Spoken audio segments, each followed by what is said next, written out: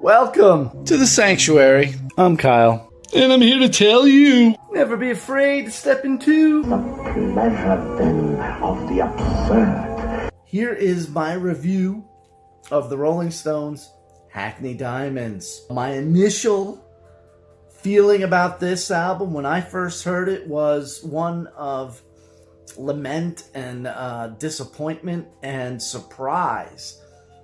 It's got a very modern production sound. It's got that sheen and auto-tune gloss. The overall sound of this album was not the Rolling Stones. If you had told me, hey, we're going to listen to the latest Rolling Stones, okay, and they put it on, I would have said, no way.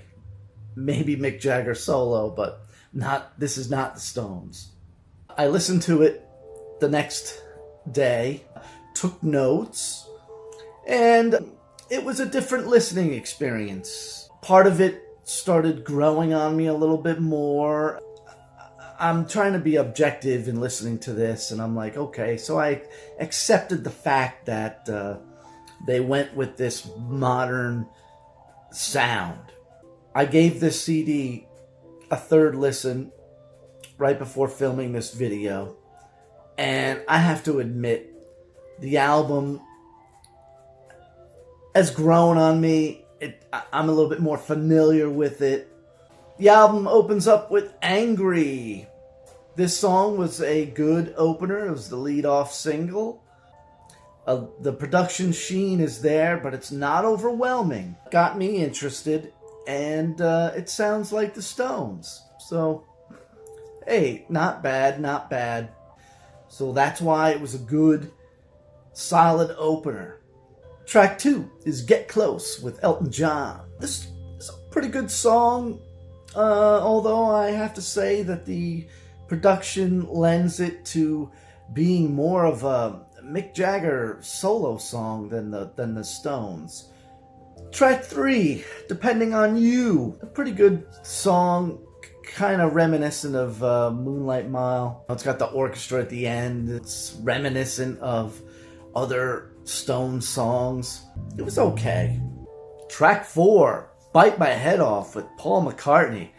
Boy, the grandpas are really rocking on this one. I mean, this takes you back to the late 70s new wave sound. Some of these songs have a Some Girls kind of outtake vibe to them, and I would say this is one. I put a check mark to it, and that means I liked it. And it's not a bad song.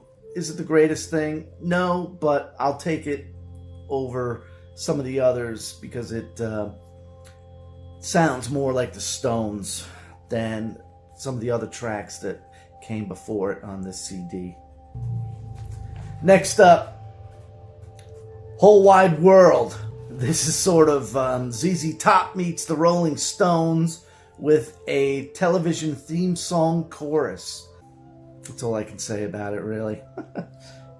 Next up, Dreamy Skies. The Stones go acoustic. It still has some of that modern sheen to it. The lyrics are really good, and this song sounds great. This sounds like the Rolling Stones to me. And I think this might be my favorite track on the album. Next up, Mess It Up. This is full out modern pop. I can take it or leave it. Next up, Live by the Sword. This one I really like. This is one that has Charlie Watts on it, and Bill Wyman, and Elton John. It's one that sounds like the Stones. Production be damned, and I like it. It's one of the highlights of the record for me. Definitely a good one, Live by the Sword. Next up after that, Driving Me Too Hard. Opens up with the lick from Tumbling Dice. Talk about cloning songs. Sounds like the Stones cloning the Stones, which they normally do. This song, I can take it or leave it. Next up, Tell Me Straight. Keith Richards sings. And you know that they auto-tuned him up on this. For a guy that's been smoking cigarettes for 70 years, his voice was unbelievably smooth. Now that's not necessarily a bad thing, because it sounds very good. The production is up there, and for any doubts that I had upon my first listen of Keith being involved or not, well, when I heard this song, it just opened up my mind to just what this album was about. Listen to Men at Work's Who Can It Be Now after you hear this. Another one reminiscent of the 80s, just because it sounds like somebody else's song from the 80s. Next up, The Sweet Sounds of Heaven with Lady Gaga and Stevie Wonder. When I heard this, I'm like, oh man, this is classic Stones, a little gospel-y type of song. I liked it, and I still like it. Sounds like the Stones. It's very important. This song sounds like the Stones. After that, Rolling Stone Blues. Mick and Keith play the song that gave them their name by Muddy Waters. Just them. Keith on guitar, Mick singing, playing harmonica. A nice way to end the album, just the two guys. I understand that Keith is having a hard time with his arthritis in playing the guitar. I think Ronnie and Mick supply a lot of the guitar on this album. Although when Keith is up in the mix, you hear Keith up in the mix. It is what it is. We have to accept it. We have to accept this CD for what it is. So, what are my overall thoughts? Well, I'm a little conflicted on this album. I can't say it's necessarily a bad album, although I wish some songs sounded more like the Rolling Stones than the generic modern pop formula sound that permeates a lot of these tracks. Not all of them, but it's there, and it's hard not to hear. I mean, it's just in your face. So, if you want to hear the Stones, I would not recommend it.